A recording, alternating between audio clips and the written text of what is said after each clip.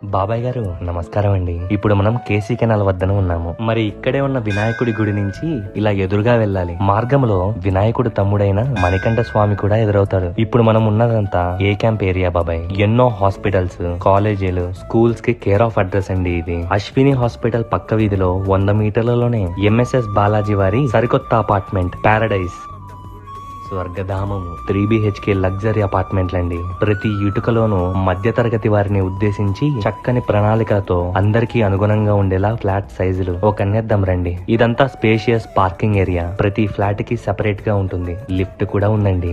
మెట్ల మార్గం నుంచి అయినా వెళ్ళొచ్చు. 8 ఫీట్ల వైడ్ కారిడార్ తో east and west face flat. ఇది 1550 స్క్వేర్ ఫీట్స్ లో ఉన్న ఫ్లాట్. హాల్ ఏరియా చూసారా, బాగా విశాలంగా ఉంది కదా. ఇలా రండి, ఇక్కడే భగవంతుని సన్నిధి.